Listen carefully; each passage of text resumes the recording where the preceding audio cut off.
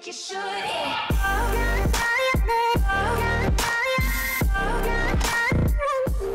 So I was on Reddit the other day looking for content to steal and pass as my own, and I came across a post that said, I play better without comms. As in, the guy recorded his win rate while using voice comms and without, and found that he did better when he wasn't communicating with his team, which got me thinking, could this help other people? Potentially. I'd like to present to you some reasons you might want to turn off comms sometimes or use them in a different way, because this guy was definitely onto something. Even though his post was downvoted into oblivion, the guy clearly played better without communicating, and even though people flamed him for it, I can't honestly fault him for continuing to do it when he knows his win rate is higher without talking. It's obvious to me that his communication was subpar, or his teammates' communication was subpar and he didn't know when to tune them out. That one is probably more likely in this situation, but both occur to a lot of players. This is why when he turned off comms entirely,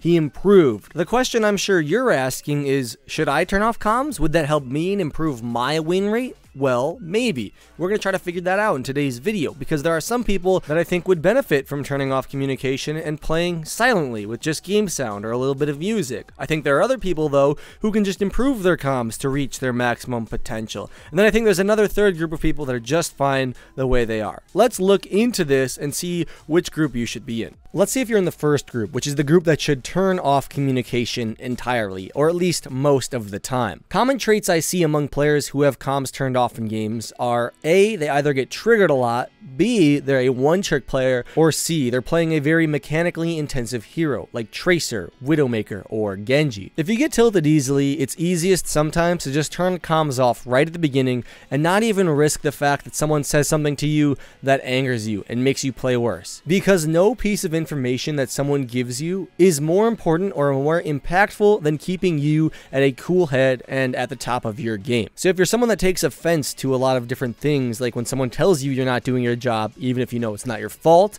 or you just get angry when people give you a certain tone, or just get tilted easily, it's easiest to just remove comms, because then you also don't tilt people back, right, by responding to what they're saying and making them angry as well, and your whole team may perform better without you communicating. If you're playing a mechanically intensive hero, it can be good to not be in comms because you're more focused on what you're doing. I said in my Tracer video that Tracer doesn't rely a lot on her teams because she can get solo kills, she can pick up health packs, and she can do just fine on her own. With that in mind, sometimes it's just a distraction trying to talk to your team, communicate them, as well as listen in on what they're doing when you're trying to focus on assassinating targets and being the best Tracer you can be. The reason some one-trick ponies fall under this category is because, well, they're affected by both. They're mechanically intensive players because most one-tricks play people like Tracer, Genji, or Widowmaker, not all, but most, and they get tilted easily. One-trick players do not like being told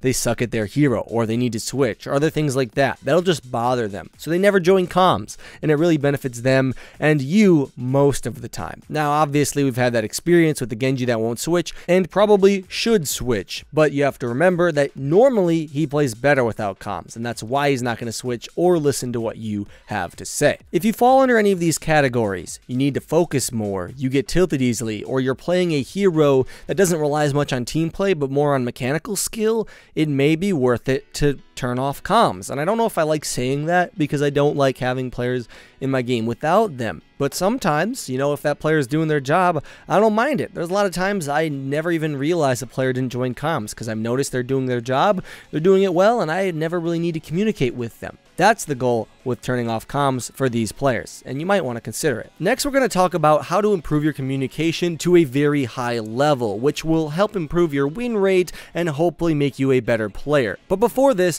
I'd like to introduce to you something called Haste. Haste is a program that is in free beta right now that is dedicated to improving your ping and reducing lag spikes in games like Overwatch. I personally use Haste when I'm at school because my university internet connection isn't the best, and it makes my game unplayable at times, with lag spikes bringing me up to multiple seconds of ping, which is unplayable. Haste almost entirely removed these for me and gives me better ping as well. I recommend you try it out with the link in the description. Now let's talk about the people that should just improve their communication, not ditch it entirely. If you're playing any support, a main tank, or a DPS that's like a frontliner that definitely relies on his team, you need to be in comms. There's really no way around it. So if you're losing and you feel like you're not communicating as well, let's go over what you should be saying to see if you're doing it right. Let's go over a few big things you shouldn't do in voice comms before you talk about what you should do, because honestly, a lot of these things you shouldn't do are the reason some players aren't in voice comms at all. The first big don't is don't try to coach people on your team. It's one thing to be a team leader or the shot caller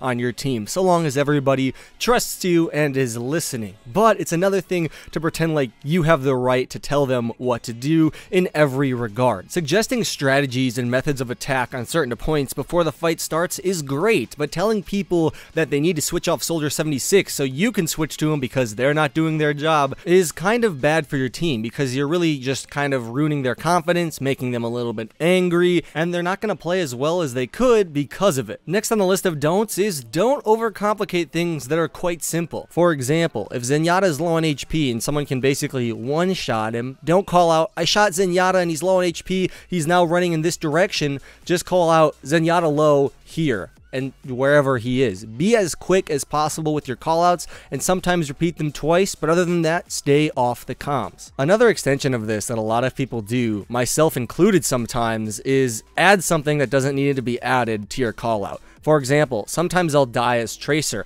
and I'll call out who killed me, but I'll add something like, I totally recall that the game didn't register it, or I'll make some BS excuse as to why I died. That doesn't help the team at all. They don't care that I died. I mean, they're not going to hate me for life, and if they do, screw it. It doesn't matter. You're not helping your team by cluttering the comms with useless excuses and information. Keep your statements and your callouts to a minimal, that way people can focus more on the game. Our final don't on the list is calling people out individually for mistakes. It's one thing to call people out if they did something great, like nice headshots, Widowmaker, but it's another thing to say, you know what, our soldier just wasn't doing any damage at that point. You really need to step it up, man, otherwise we're going to lose this game. That's honestly never going to help. Most people understand when they've made a mistake. That Soldier 76 in your team probably knows he missed a lot of shots or was doing something wrong and died too soon. You don't need to remind him of it. He's already moved past that in his mind, most likely, and is focusing on the next fight. But you're going to come around and remind him of what he just messed up? The better solution to this is either stay quiet because he probably knows what he did, or make a more general statement like, guys, we got this next fight, just tighten up your shots and let's not overextend, or something like that. Make sure you're staying positive in the statement too, otherwise the person who messed up last fight, or the people, will probably know you're talking about them and it's just as bad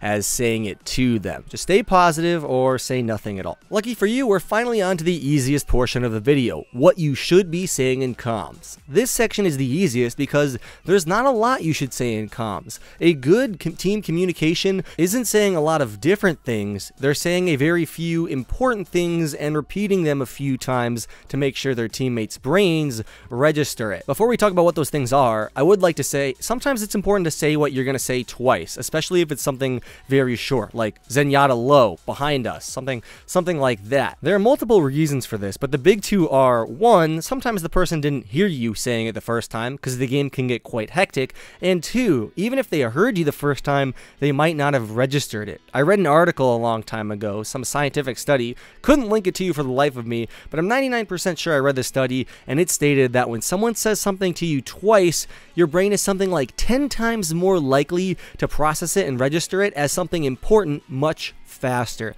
That means when you say something in comms twice, there are many different reasons people will register it more and be more likely to take action on whatever you said. Here are the quick things you should be saying during a fight. The positions of enemies, especially people who are caught out, or the positions of important people like healers.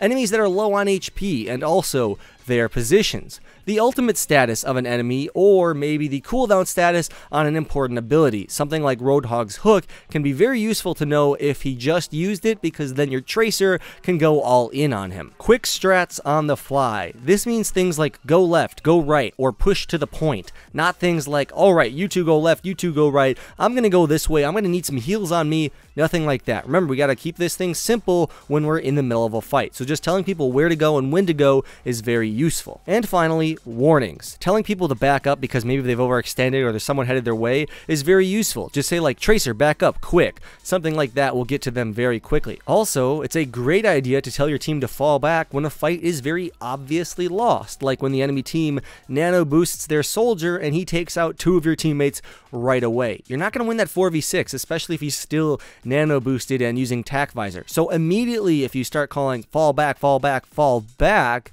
your team might be able to stay alive a little bit more, retain some of their HP and give your support some ult charge, as well as give the enemy team less ult charge by killing you. Keep in mind, these are points for when you are fighting or when there's an enemy around. If you've just wiped the enemy team or you're preparing for the next fight, comms are pretty open. Joke around if you just won the fight or start strategizing for the next one. You don't have to limit yourself to like 3-word sentences anymore. It's probably best that you don't talk forever, but it's definitely more casual and more open when the enemy team is all dead or not around. Tell me what you guys think down below in the comments. If you enjoyed this, you learned something new, or you really like pizza rolls, be sure to check out my other video that I just made called Should Matchmaking Stop Doing This?, where we talk about some MMR abuse, where people are playing certain heroes that are weighted differently in competitive games and making them climb without even having a 50% win rate. It's actually pretty interesting. There will be a link in the comments and down below, so check that out if you get the chance, and I'll see you guys all later. Have a good one. Lone Hawk out.